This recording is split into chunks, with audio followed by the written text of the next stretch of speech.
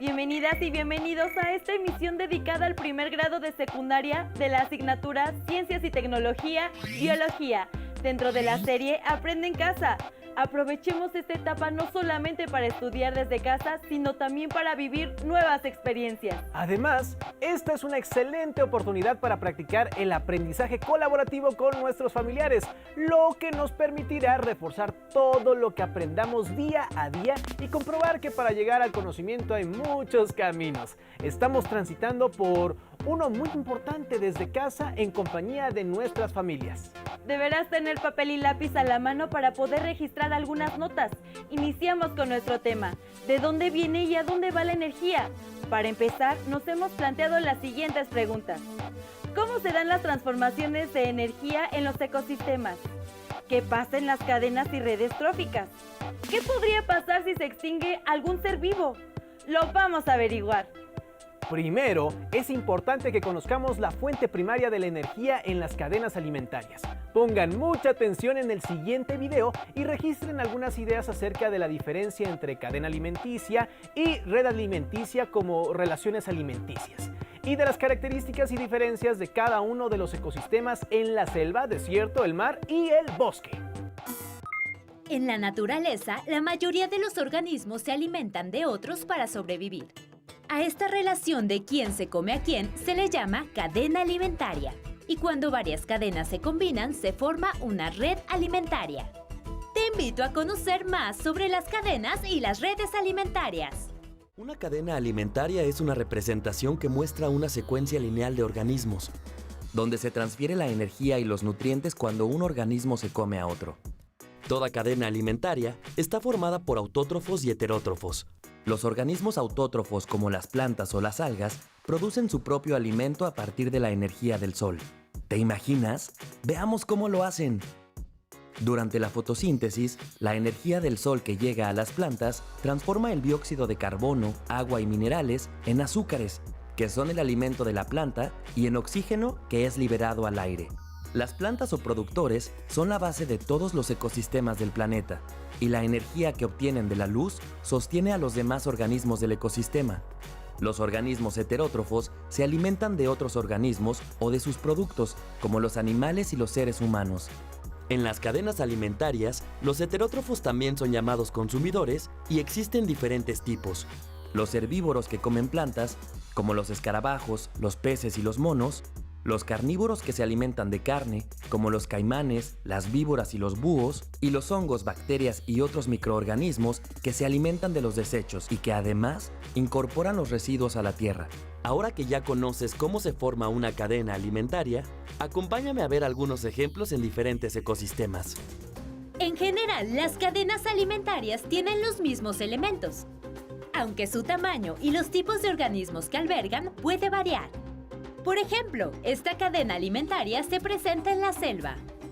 Esta es en un desierto. Esta en el bosque. Y esta en el mar.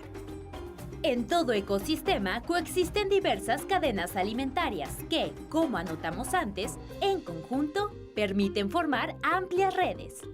Vamos a conocer un poco sobre las redes alimentarias.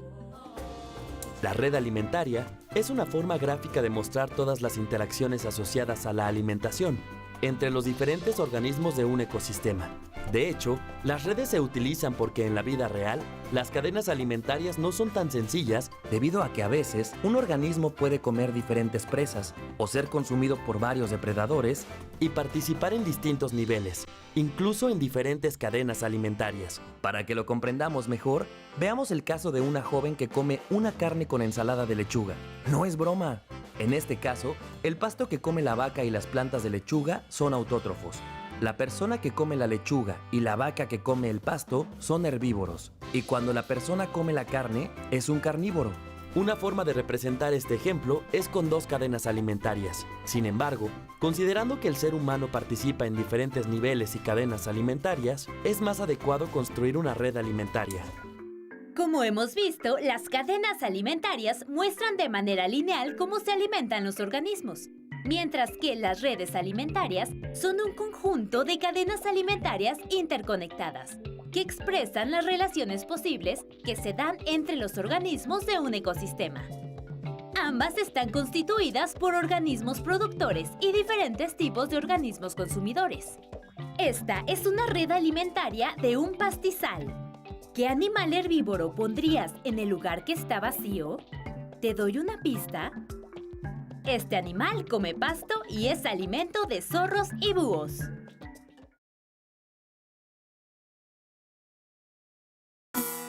Es muy interesante esto que hemos presentado. ¿Lograron adivinar cuál era el animal que faltaba? Los invitamos a pensar en cuál es la importancia de la energía que recibimos del sol en las cadenas alimentarias. ¿Recuerdan cuál es la diferencia entre animales autótrofos y heterótrofos? No olviden realizar sus notas. Para dar respuestas a todas las preguntas, estamos aprendiendo acerca de las transformaciones de la energía en los ecosistemas, en función de la fuente primaria y las cadenas tróficas. En el siguiente video observaremos las transformaciones de energía dentro de las cadenas alimentarias. ¿Qué necesitamos los seres vivos para realizar nuestras actividades diarias? Todos los seres vivos, desde una planta hasta los humanos, requerimos de energía. Pero, ¿de dónde obtenemos dicha energía? ¡Vamos a conocer la respuesta! Todos los seres vivos obtenemos energía de los alimentos que ingerimos. Por ejemplo, las plantas obtienen su alimento de la glucosa, que ellas mismas fabrican con la energía del sol y que transportan en la savia. Mientras que los animales obtienen su alimento al consumir a otros seres vivos, ya sean plantas o animales. En una cadena o red alimentaria, durante la alimentación, se puede inferir que la energía se transfiere de un organismo a otro y del nivel trófico inferior al superior. Déjame explicarte. Cuando en una cadena o red alimentaria un organismo se alimenta, una parte de la energía que obtiene se almacena en su cuerpo y le permite crecer y desarrollarse. Y otra parte de la energía la elimina en forma de calor, heces, orina y sudor. La energía que almacena este organismo queda disponible para los organismos del siguiente nivel trófico en caso de que sea consumido. Solo alrededor del 10% de la energía almacenada en los organismos de un nivel trófico se puede transferir a los organismos del siguiente nivel. Veamos el siguiente ejemplo.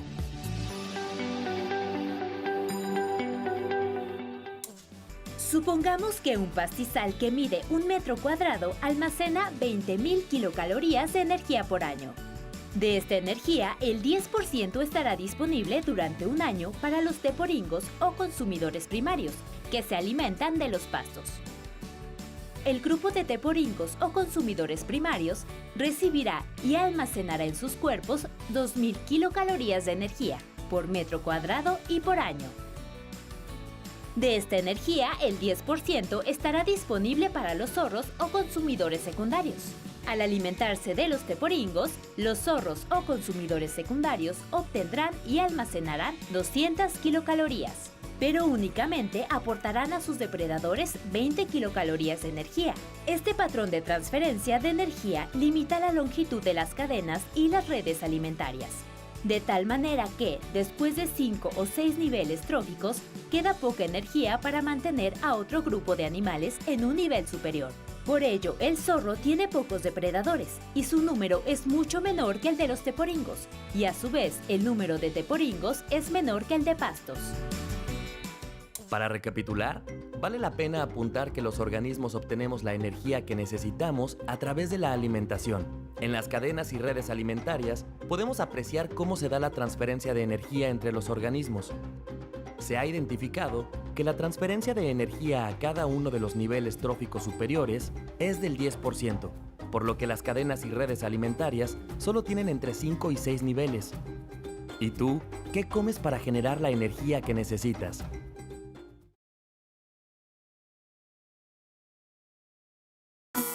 A ver si pusieron atención. ¿Qué tanto podrían responder a las siguientes preguntas? ¿De dónde se obtiene la energía que necesitamos para realizar nuestras actividades? Si dijiste de los alimentos, es correcto. A ver, una pregunta más difícil. ¿En qué gastamos esa energía? Ahora que ya sabemos de dónde obtenemos la energía para mantenernos vivos, los invitamos a ver el siguiente video en el que podrán identificar las transferencias de la energía dentro de los ecosistemas. Pongan mucha atención en el ejemplo. En esta extensión de campo vive una pequeña comunidad de conejos. Si te fijas, hay mucha alfalfa a su disposición.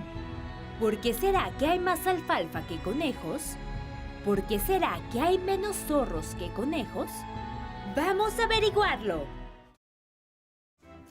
Todos los seres vivos necesitamos comer para adquirir la materia y la energía que nos permite realizar diferentes actividades y desarrollarnos.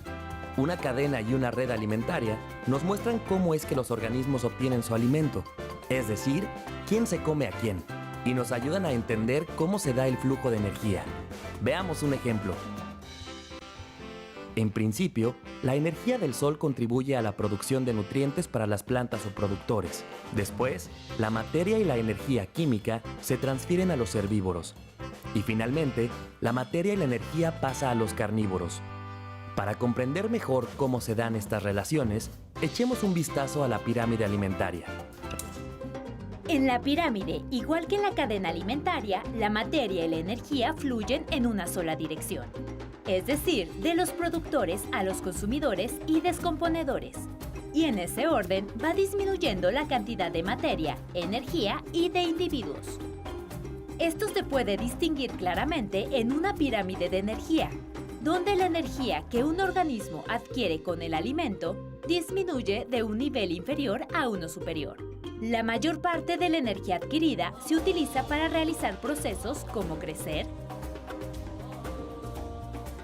desarrollarse y reproducirse.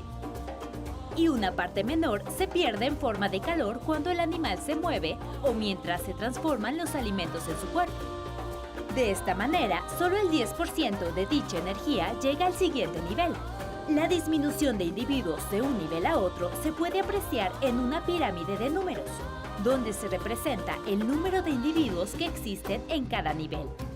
Por ejemplo, si en el nivel superior hay unas 10 ranas que se alimentan de 32 chapulines cada una, en el siguiente nivel habrá más de 320 chapulines. De manera similar, cada chapulín requiere, por decir algo, de 3 plantas. Entonces, habrá más de 960 plantas. Retomando la imagen inicial de esta cápsula, en la cual vimos un campo de alfalfa, una pequeña comunidad de conejos y apenas un zorro, podemos decir que hay más alfalfa que conejos y menos zorros que conejos, porque esta cadena alimenticia fluye de manera unidireccional y ascendente, y porque en este flujo hay grandes pérdidas de energía y de individuos conforme se avanza a niveles superiores. Por ello, la base de la pirámide donde están los productores, es decir, las plantas, es la más grande, mientras que el siguiente nivel con los conejos es más pequeño y el siguiente con los zorros es aún más pequeño. Ahora que sabes quién se come a quién, ¿por qué crees que es importante cuidar a todos los organismos del planeta?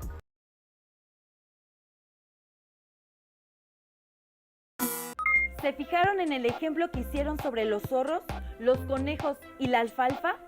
¿Podrían explicar por qué no hay igualdad en las cantidades? ¿Cuáles serían algunas razones por las que hay menor número de zorros?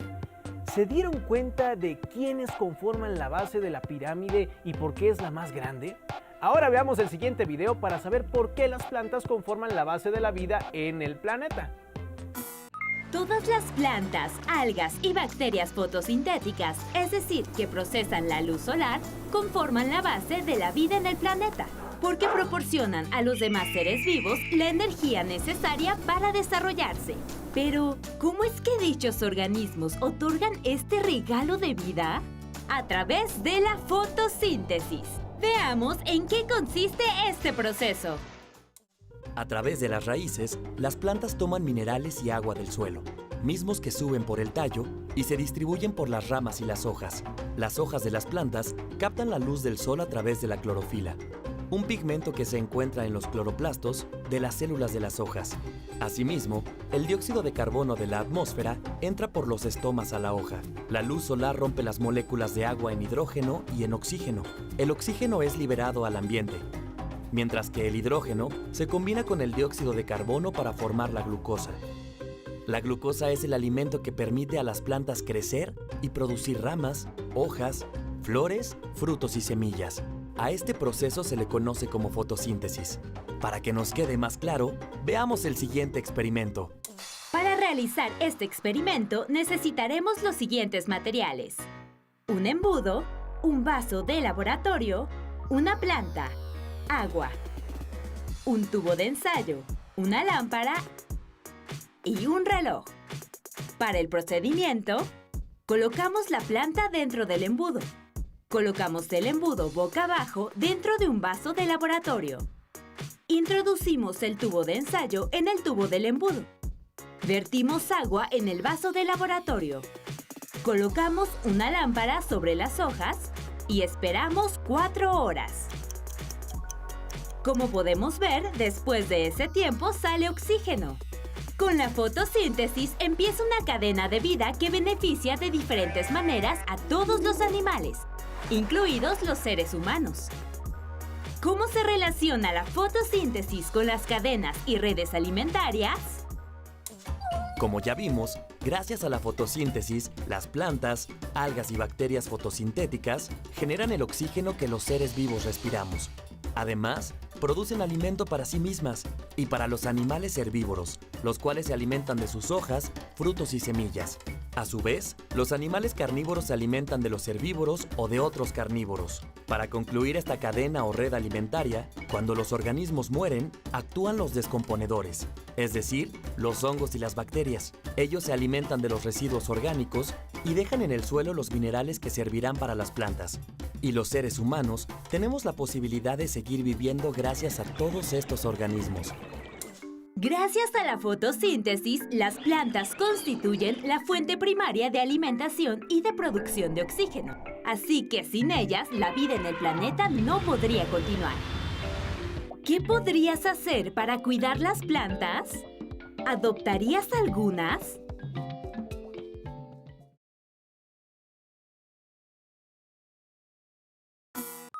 Ahora que sabemos la importancia de las plantas, los invito a que cuidemos de ellas y, si es posible, adopten una.